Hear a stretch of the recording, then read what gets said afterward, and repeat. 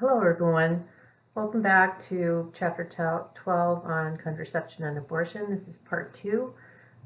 In this lecture, what I'm going to be covering is not so much exactly what's in your chapter, but instead I wanted to bring in some data and statistics from outside resources that I tend to look to for good not epidemiological, what's the word I'm looking for, just for good reporting outcomes, data about who's getting abortions, how many are happening per year, what have been the overall trends from year to year, and a variety of other issues. So the resources that I've been looking to, just so that you have a good understanding of where I'm finding this data, some of it comes from the Guttmacher Institute, which is an organization that does tend to support women's rights to reproductive freedom, just so you're clear about that. However, their research model tends to be very transparent and easily verified. I also have information from the Kaiser Family Foundation and the Pew Research Center, as well as the World Health Organization. Pew and Kaiser tend to be very center and focus on very, very large sample data sources that they can then report from year to year to year on a variety of social and political issues. The World Health Organization, like the Guttmacher Institute, tends to be an organization that favors women's reproductive freedom instead of being in US based, is international. Now in your chapter, your authors give you some definitions to start with so that we can all be familiar with the terminology. Abortion is a blanket term that's used to refer to intentionally ending a pregnancy, either through surgical means or through taking medications. Inducing an abortion is an elective procedure that it's a specific term used to clarify the difference in the research literature between so-called spontaneous abortions or miscarriages and abortions that occur through outside means. Now, over the years, and these are trends that come from the Guttmacher Institute, over the years, the rates of abortions have been going down steadily since and on this chart, what you can see is they're using the marker of 1973, which is the date of the Roe versus Wade decision legalizing abortion in the United States. So you had a peak period in the 80s, and then since the 1980s, the rates have been steadily declining. There are a range of reasons why this is the case. It's a mixture of social and political variables, including, reduced unintended pregnancy rates, increased use of effective birth control measures, and so on, but also reductions in access to abortion care. But even the reduction of access doesn't account for the steadily declining rates of abortions in the United States. Now, when do these abortions occur in the course of a pregnancy? Because and this data comes from the Guttmacher Institute also. In their 2016 data, they found that the majority of abortions occur prior to 8 weeks of pregnancy, and the overwhelming majority occur within the first 12 weeks of pregnancy.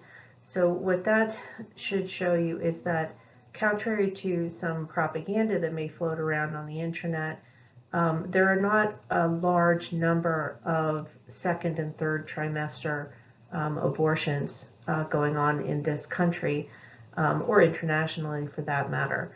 most abortions that are elective procedures are occurring in those early weeks of pregnancy. Now, in part, that's because that's when they're legal in the United States, but also because that's when these decisions tend to be made generally. A different kind of way of looking at the overall trends. The overall number of abortions in the nation has declined, as you can see in the lighter teal color on this graph, but you're also simultaneously seeing an increase in the number of what are called medication abortions. So using misoprostol or some other combination of medications to induce abortion. So those numbers have gone up from 70,000 to almost 340,000 over the course of the years included on the chart. Overall abortions, regardless of what type, have gone down from 1.2 million to 862,000 or so. Now, who are the people who are abortion patients in the United States? And this data is data that needs to be looked at with care. And I didn't have, it would take me an hour to present just the demographic data alone. But if you want to explore it in more detail and look at some of the intersections, it would probably be more informative for you. But you do have some clear income differences about of those 800 and some thousand people who have abortions every year, how do they kind of break down in terms of who they are? Many are people who are poor or low income, and what that suggests possibly is that people who are poor, people who are lower income, are less likely to have access to reliable long-term forms of birth control, or even just reliable access to health care generally. So unintended pregnancies and pregnancies that the person chooses to terminate may go up under those circumstances. There are also some educational differences, some work differences, and so on that also may be potentially contributory factors. But that's a very complex system of variables. So take that information and say there are many, many potential explanations for that finding.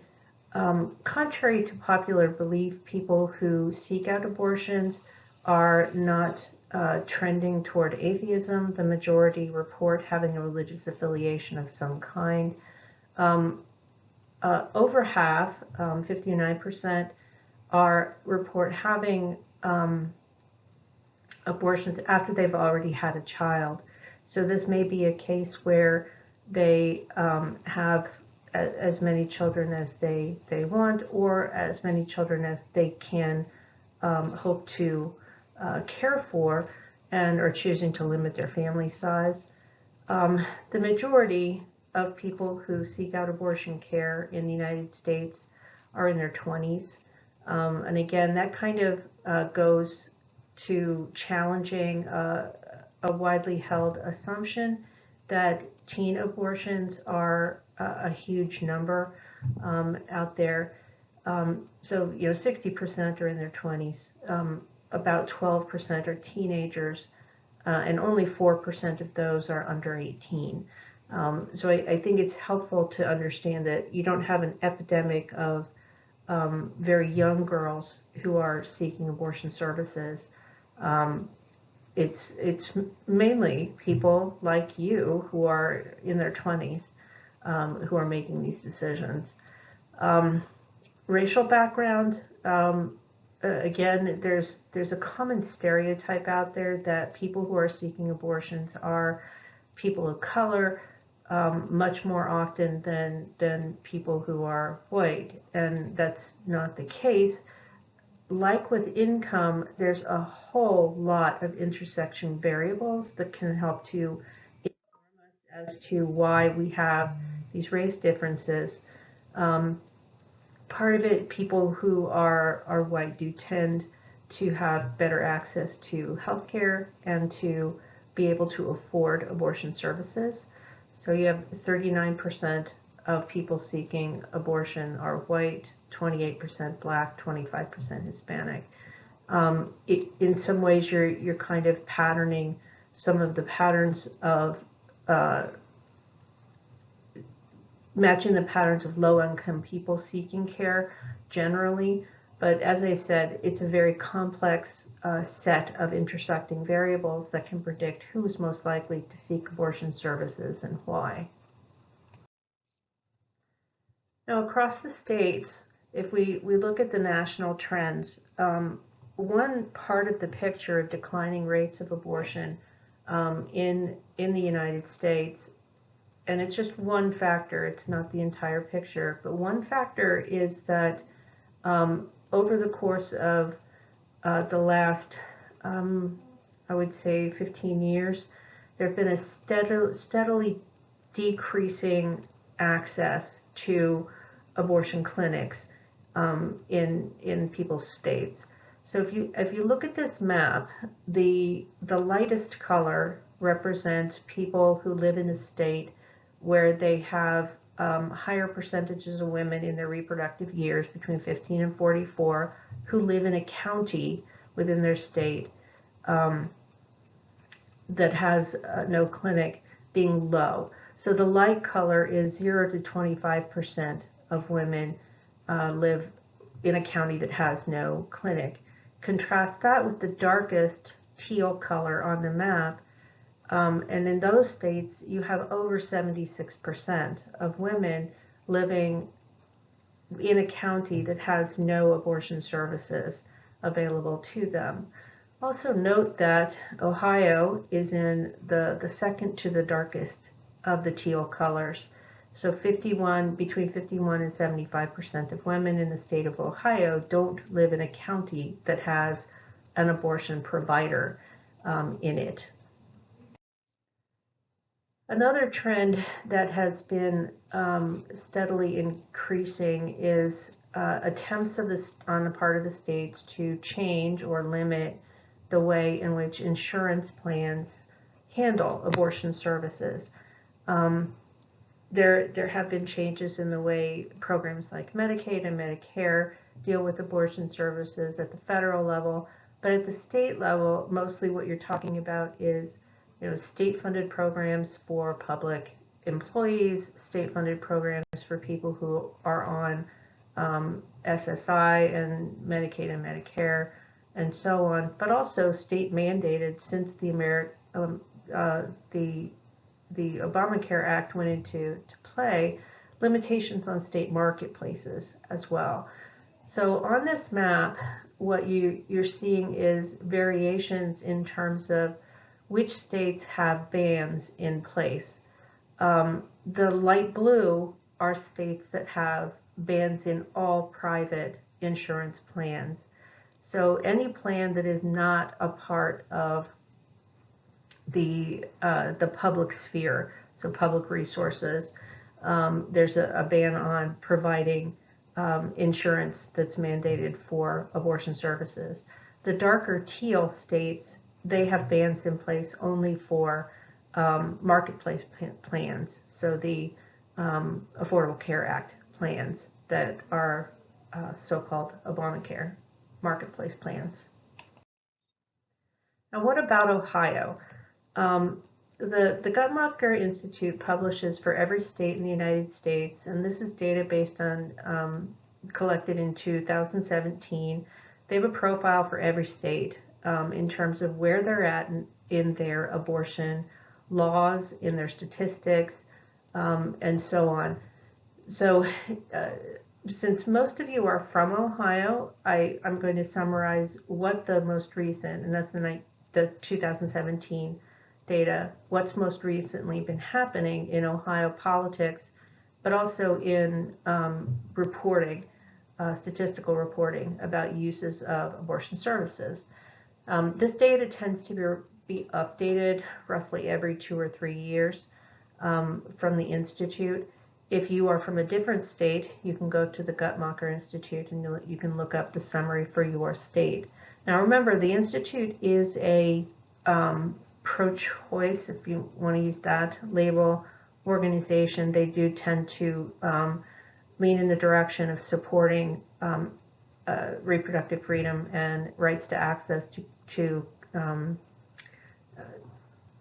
abortion care and abortion services, as well as contraception.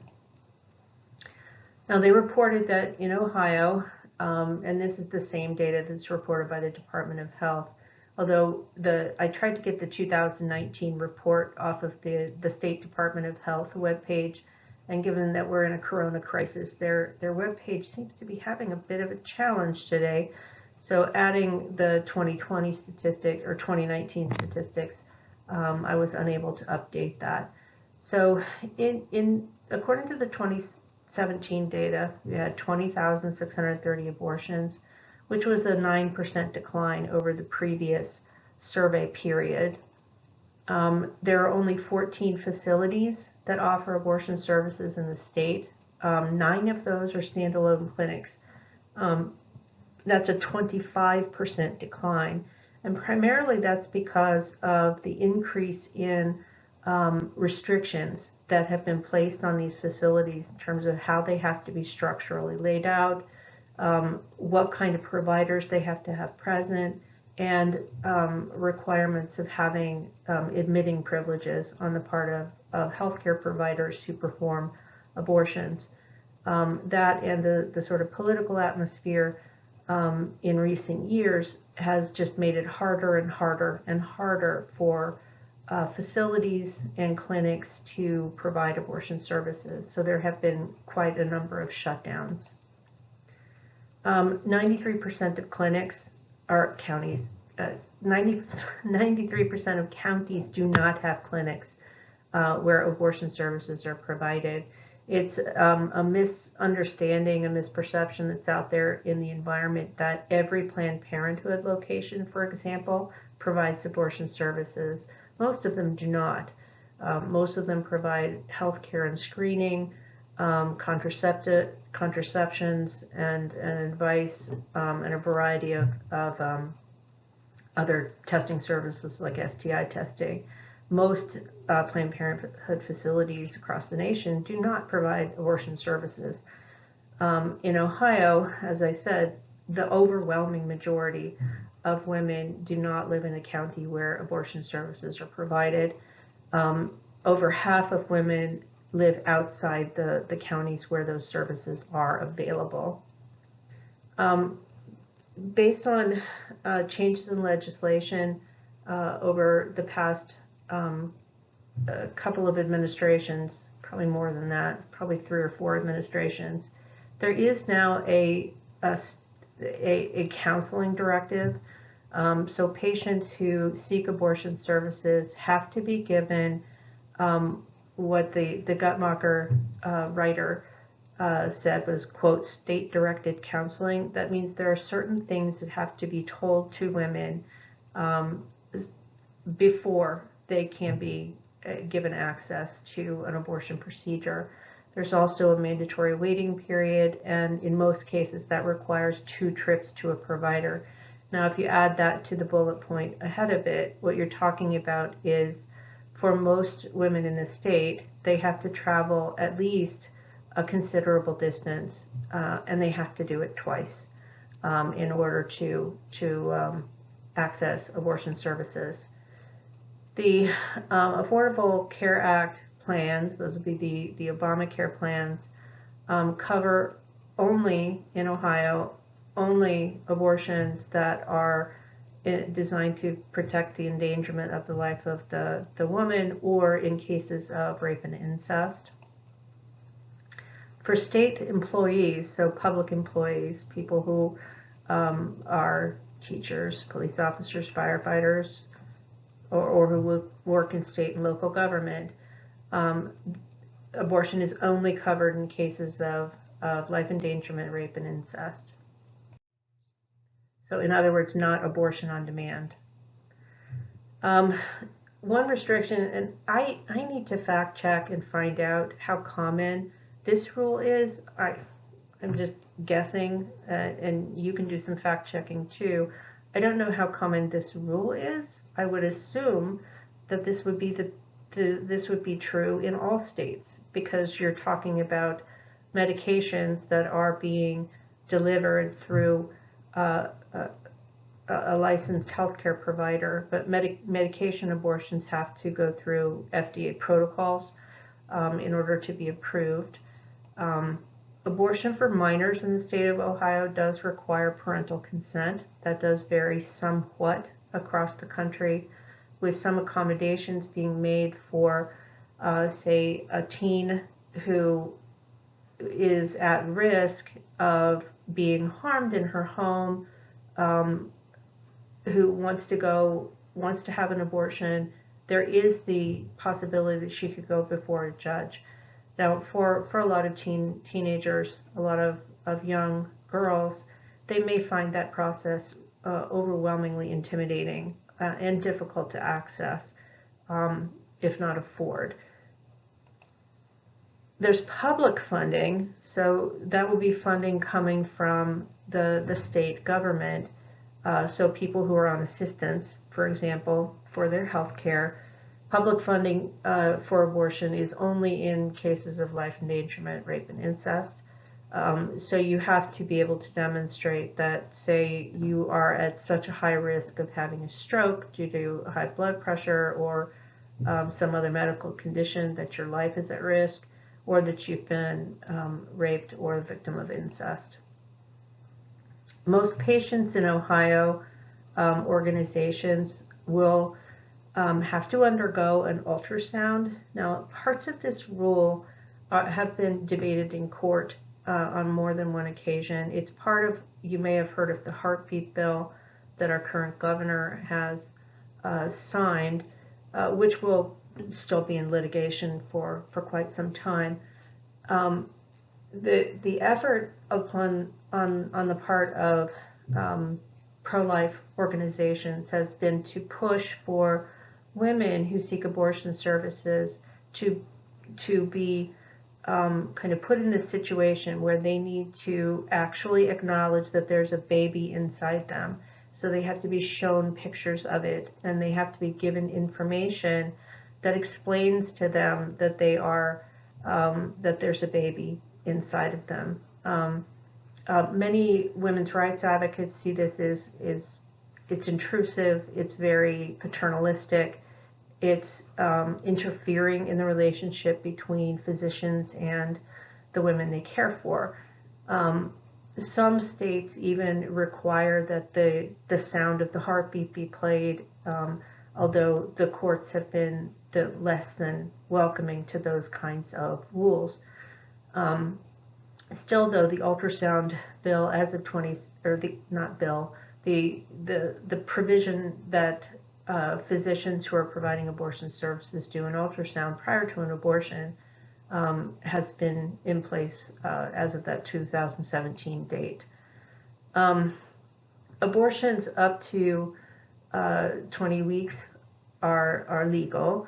Beyond that, they can only be done if the woman's life is endangered, or if the person or the fetus is in seriously compromised health. Part of the installation of the rule, and that's why I have this parenthetical comment here, some of the justification for the 20-week barrier was that beyond 20 weeks, some of the pro-life organizations were arguing that that is the marker where the fetus can feel pain. The medical and scientific communities kind of raised their hands and said, wait, we don't have scientific evidence that that's the case. You may recall some advertising during I believe it was a period of like 2012 through 2014 or so, where there were some very graphic advertisements that were floating around, particularly in social media, purporting to show a needle being poked into a fetus and it jerking away. I don't know how those videos were made, but they were seen as very very salacious, pieces of a propaganda effort to show that 20 weeks is some kind of magical marking point. The medical community disputes that, and it's a pretty unanimous opinion on their part. Nevertheless, the 20-week barrier remains in play in Ohio. The most recent kind of trends, in addition to the heartbeat bill, which is something that has come up in front of the Ohio State House regularly over the last decade or so, the other effort that has been more successful on the part of legislators has been to require clinics to meet these ever stricter and more financially and otherwise unattainable standards. Most recently, that has involved requiring admitting privileges on the part of physicians and PAs and nurse practitioners, and that's a real profound barrier for hospitals. It's also a profound barrier for clinics that provide abortion services. So that's a snapshot from Ohio. Now, I mentioned earlier the idea of pharmaceutical or medication abortions, or they're also called medical abortions. These procedures are a more recent phenomenon if we're looking at the various kinds of abortion services that people can find. The advent of pharmaceutical abortion has kind of changed the landscape a little bit. It's a way of increasing the level of privacy and decreasing the amount of intrusiveness of procedures that are designed to terminate pregnancies. So what's involved here is using pharmaceutical drugs in order to induce abortion. Mifepristone is it's a synthetically derived steroid. It inhibits implantation of a fertilized egg. It also makes the endometrium, the lining of the uterus, just inhospitable for implantation. In effect, in the first 10 weeks of pregnancy, that means that any fertilized embryo will be aborted. It can be used up to in that first 10 weeks of pregnancy. RU486 is a little bit older. It can be used up to 10 weeks as well.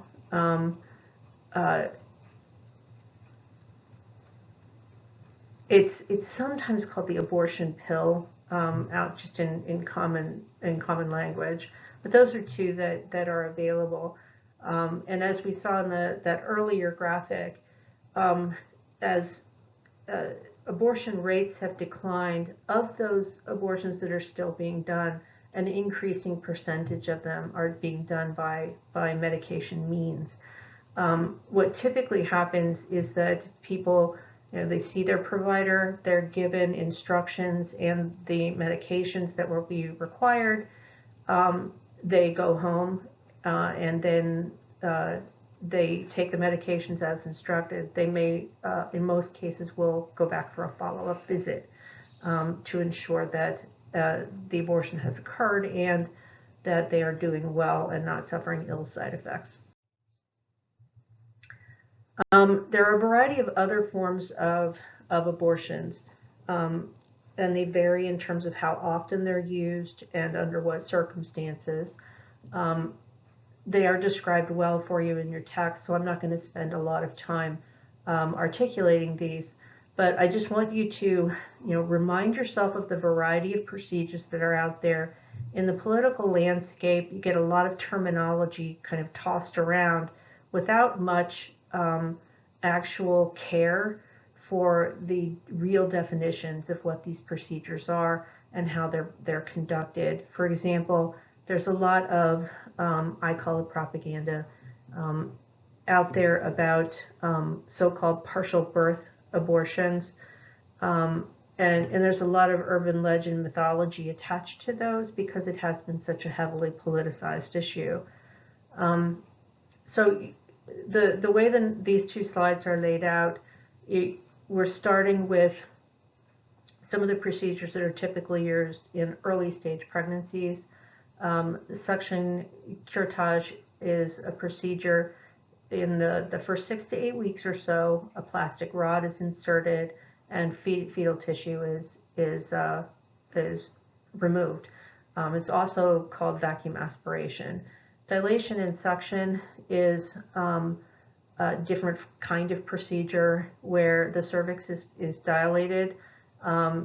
These procedures are done in the first 12 weeks, and then the suction procedure is used. Dilation and curettage involves a surgical instrument being used to remove any fetal tissue that may remain. Sometimes this is done, it's called a D&C, when it's clear that the fetus is no longer alive. So, for instance, the heartbeat is no longer detectable, or on an ultrasound, it's been determined that there's no heartbeat, or that there are such significant anomalies to the fetus that the condition is that baby's condition is incompatible with life. So what's done there is you have a non-viable fetus, and you do a dilation procedure, and any remaining attached tissue, so this would be an implanted embryo, will be removed. D&E procedures are usually during the second trimester, where you have again, the cervix is dilated, and since it is second trimester, you have to have the parts of the fetus. And again, most of these procedures are in cases where either the fetus has already died, or the condition of the fetus is such that, to put it in hopelessly medical terminology, it is incompatible with life. I can't remember if I shared this story with you in class or not, but we had gotten a test with my first pregnancy that suggested that our baby may have had a very severe chromosomal anomaly that would have essentially meant that even if the pregnancy had gone to full term, that the baby would essentially have not had anything more than a brainstem. So, what we were looking at, if that had turned out to be true, which it wasn't, thankfully, it was not true. We found that there were some calculation errors in the creation of the test, and the ultrasound proved to be normal. But what we would have been looking at is a D&E procedure. A friend and colleague of mine was in her, she was right between the second and third trimester, I think right on the edge of that boundary, and no fetal heart rate was detectable any longer. And at that point, they had to do a D&E. Intact dilation and extraction is a procedure where the fetus is, and again, you're talking second and almost third trimester, in some cases third trimester, where you do a dilation and removal of the fetus, and then, and I apologize for the graphicness, but you all have decisions to make about what you believe about abortion. You need to have actual facts when you make these decisions. But what they do in this particular procedure is basically compression of the skull by removing the brain tissue so that the fetus can be extracted.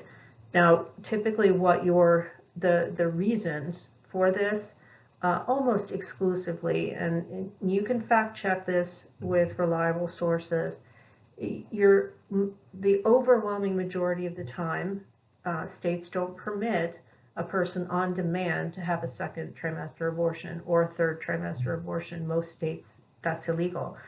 That is true in Ohio. So these second and third trimester abortions are happening for medical reasons. Most of the time, the fetus is compromised to such a degree that it will not survive. If it survives the pregnancy, it will not survive outside of the womb. It's in cases where the life of the mother is imminently threatened, such that if the pregnancy is continued, the mother will not survive. And in cases where the fetus has already died, where there's no detectable heart rate, no detectable signs of life. The same goes for induction abortions. Another friend and colleague of mine was almost full term with a pregnancy when her baby passed, and she had suddenly felt no movement, went into her provider, and in fact there was no heartbeat, the baby was gone. So what they have to do at that point is basically an induction abortion, where labor is induced and the baby is delivered, and then it's over. So I think it's helpful, even though this is graphic and troubling to read, it's helpful for you to know exactly what these procedures are about, because it's the ones on this slide, these procedures, that tend to get people the most upset and tend to be fodder for the most misuse of information out there. So back to data, this informatic is kind of helpful because it kind of lays out the different techniques across the weeks of pregnancy and when they're most likely to be used.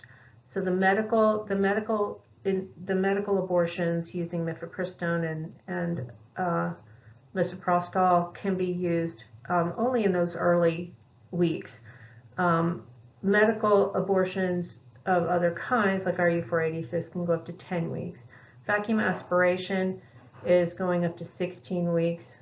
D&E, D&C procedures, induction procedures are later in pregnancy, and almost always are because the fetus is compromised and or the life of the mother is at stake.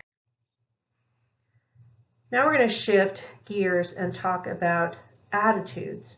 So I've mentioned more than once, people's attitudes towards abortion tend to run hot.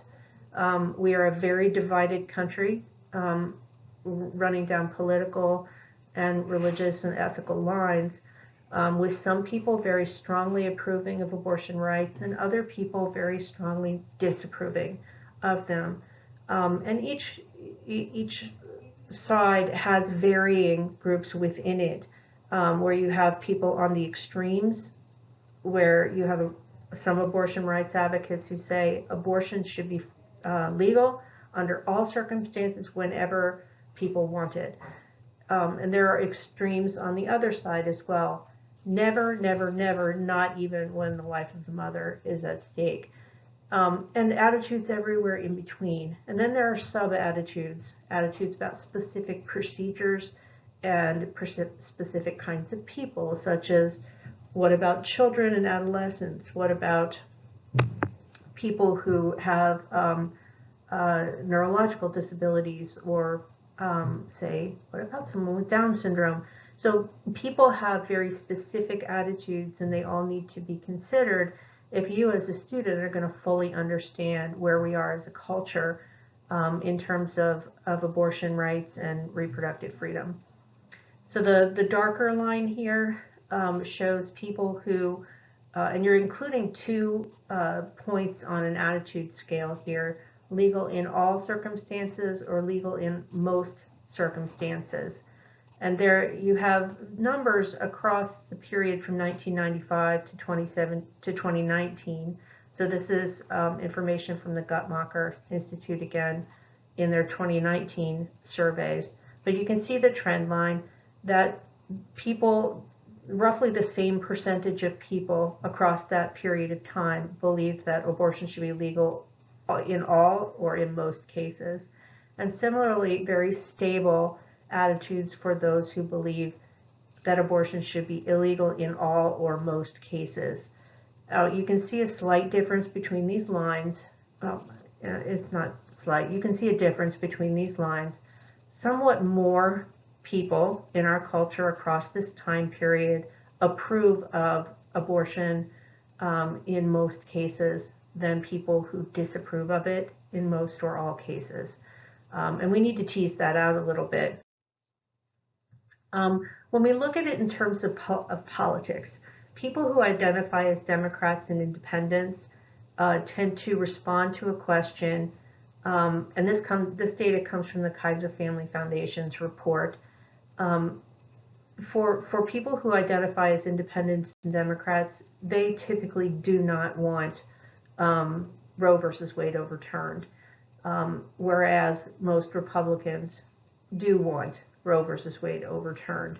So if you're thinking about the total, if we look at all people, regardless of their political orientation, 69%, excuse me, do not want Roe overturned. If they're asked just straightforward that question, do you want, and the wording of the question is right here. As you may know, the 1973 Supreme Court case Roe versus Wade established a woman's constitutional right to have an abortion. Would you like to see the Supreme Court overturn its Roe versus Wade decision?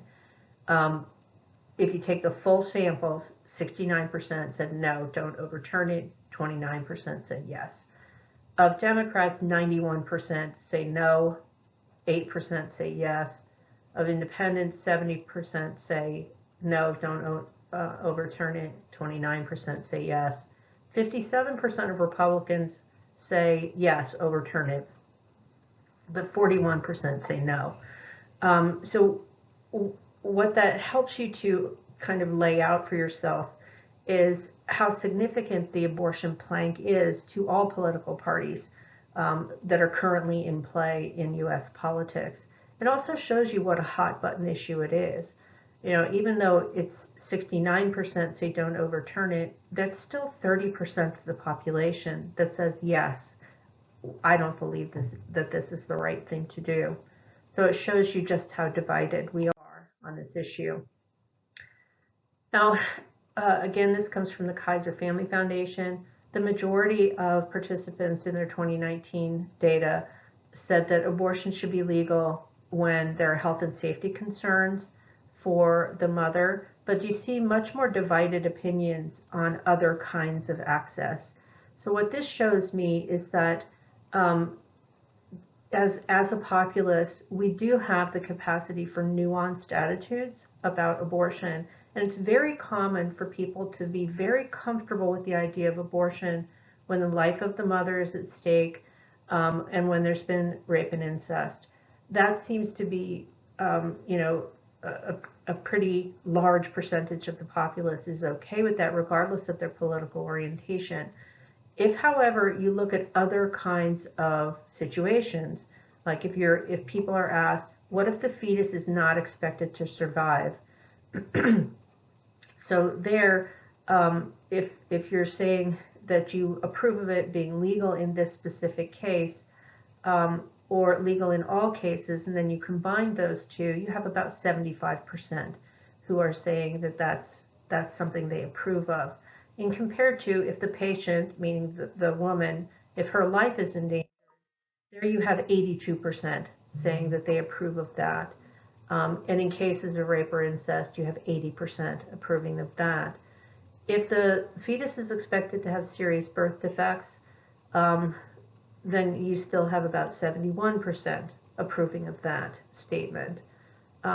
If you phrase the question just for women who don't want to be pregnant, period, then you see a substantial drop in people who say it should be legal either in all cases or in that specific case.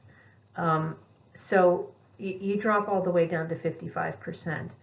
And I know we've talked in class, there were some of you who commented, if people are just using this because they were careless, then you have more trouble with it. And that's certainly what's being reflected here in the survey results. Now, for most people, so majorities across a variety of political groups and across genders, tend to think that women should have the ability with their doctors to make their own decisions about abortion, especially when the question is phrased saying that should these decisions be made by women and doctors, not by lawmakers. You see substantial proportions of people saying that they agree with that. That overall, regardless of political ID or gender, you have 79% saying that these are decisions that should be private, that they should be made by women who are consulting with their healthcare providers. 20% say that lawmakers should have control over abortion decisions. You do see substantial differences across political identification, and some differences. I don't think that they should be minimized. You do see significantly more men who say that these decisions should be made by legislators than you see among women. Still, the overwhelming majority of men agree that these are decisions that should be private. Now, most people responding to this survey, and we're still in the Kaiser Family Foundation data here, and you can see some of these specific wording of these questions, requiring abortions to be performed by doctors who have admitting privileges, requiring women to wait 24 hours before having an abortion, requiring doctors to show and describe ultrasound images to women, prohibiting abortions once a fetal heartbeat is detected, making it a crime for doctors to perform abortions that would result in fines in prison, and making it a crime for a woman to get an abortion that would result in either fines or prison time. And you can see how, again, people's attitudes are nuanced. You have more support for requiring abortions to be performed by physicians who have hospital admitting privileges. Now, why that matters, by doctors, so they're not talking about nurse practitioners who have very specialized training, talking about requiring the facility have a doctor with admitting privileges. 70% approve, 30% do not. Requiring a 24-hour waiting period, 6% approve, 32% do not. Requiring showing an ultrasound image and describing that image to women, 57% approve, 42% do not. Prohibiting abortions after a fetal heartbeat can be detected, you're right down to 50-50 there. And then criminalizing abortion for those who provide the service and those who receive it, you see much lower support rates for those kinds of things. Now we're back to Guttmacher Institute data. There are, as you saw previously, some differences in adults who say abortion should be either legal in all or most cases versus illegal in all or most cases. And you do see some differences between men and women, but the differences are modest. Differences by education are a little more clear. You have the percentage of adults who say abortion should be legal or illegal, broken down by education level. People who have high school or less, the rates, the percentages of people who say it should be legal versus illegal, so the dark line versus the light line, is a little closer together. The more education people get, the more likely they are to report attitudes that say abortion should be legal in all or most cases. So you see the dark line steadily increases, the light line steadily decreases with the more education people get. In terms of age, what you see in this graphic, and this is 2019 data from the Guttmacher Institute, younger people tend to be more in support of the legal provision of abortion services in all or most cases. As people age, so in 2019, these groups, the older groups, tended to be more divided, whereas the younger groups tended to be more in favor of abortion rights. Now, the political party data we've already kind of looked at, but this is just another visual. Conservative, and I included it because they included in there, they let people identify as conservative Republican, so it was a way of systematizing them in terms of their conservative beliefs. So they were able to put themselves on a continuum from being a liberal Democrat, so the most left-leaning, all the way to a very conservative Republican, and everywhere in between.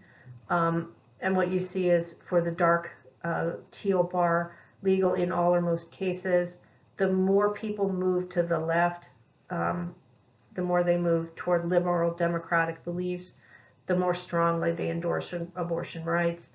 The more they move in the direction of conservative republicanism, the more likely they are to report believing it should be illegal in all or most cases. Now, what about internationally? So far, we've only been looking at the United States and Ohio. It's important to take an international perspective on reproductive freedom generally and abortion specifically.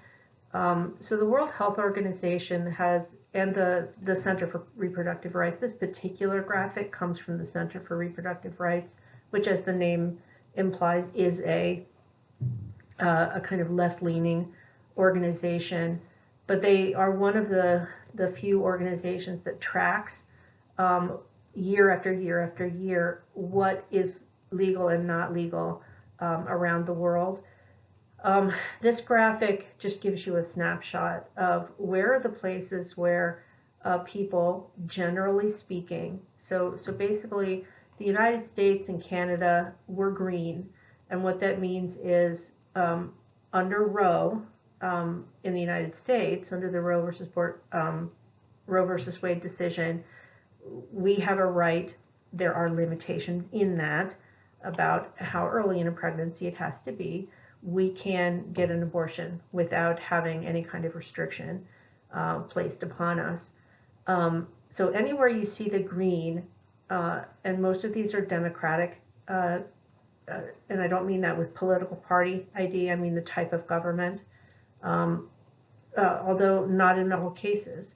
So you have large masses of the world that have the right to abortion on demand. The lighter orange, you have, you can use socioeconomic, so you can say, I'm too poor to have more children. The middle orange, the darker orange, is they have rules that say if the mother's life is in danger, you can have an abortion, and then to save the woman's life, or prohibiting it entirely. Those are the red countries. So you can see through Latin America, Mexico, parts of South America, parts of Africa, parts of Asia are areas where abortion rights are most restrictively curtailed. Still in South America, you have more of the orange, where you can say that in order to preserve your health, so you're not at imminent risk of death, but your health is being compromised due to pregnancy. You can make that argument. So you can see the parts of the world where you have the greatest likelihood of people not having access to abortion on demand, and as a result, being more likely to seek dangerous, as in illegal, procedures in order to end pregnancies. So the World Health Organization tracks internationally how many people are seeking unsafe abortion procedures. And a lot of this has to do with, in your country, if there are very restrictive rules about who can get an abortion and under what circumstances, or if it's completely illegal in your country, you may be seeking unsafe practices or unsafe tactics for ending a pregnancy. So nearly half of the abortions each year worldwide are estimated by the World Health Organization to be obtained in unsafe ways. 1 in 3 unsafe abortions occurs in very bad conditions. So where you have untrained, amateur, non-medical people who are using dangerous methodologies. Sometimes it's the woman herself, sometimes it's other people who charge money but don't have any real training.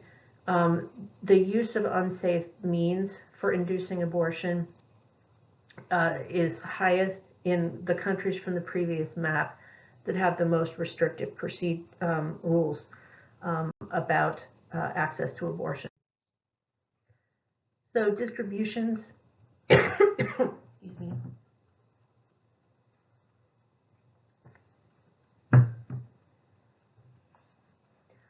About three-quarters in Latin America, about three-quarters of abortions in Latin America are deemed by the World Health Organization as unsafe.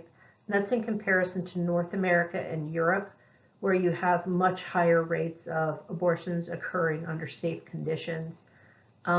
Nearly half of abortions in Africa are in the least safe conditions. So the dark orange on that circle over Africa, the risk of dying from an unsafe abortion are the highest in comparison to all other countries. Asia is huge. You have large chunks of Asia where abortion can be achieved in safe conditions, but you also have large chunks of Asia where it is not safe. And a good percentage of those abortions are achieved under unsafe circumstances. So I think this helps you to kind of put into your head, because abortion tends to be one of those hot button issues. You get a lot of politicians and talking heads from both sides of the debate kind of coming at you with very extreme opinions. I always like to say it's important for you as a student to understand where you stand on an issue like this that is controversial, that is difficult, and it's very personal as well. It's helpful for you to contextualize your own values and ideas in data. That's probably my bias as a social scientist, but I hope what this will do for you is sort of clarify where you fit in the mosaic of attitudes of people around you based on your background, your sex or gender, your political affiliations, and so on, but also to position yourself in the world. Now, I found all of this data in the public domain. There are lots of long, exhaustive reports. I tried to hit the highlights in areas that either have come up in class or that you've written about in responses to perusal questions, or in your responses to the discussion ideas that you proposed in our discussion boards. So hopefully this was informative and helpful. If you have any questions or you want me to provide links, I have included many of them on D2L, and I've also uploaded the full profile of Ohio to the chapter site for this particular chapter. So until next time, be well.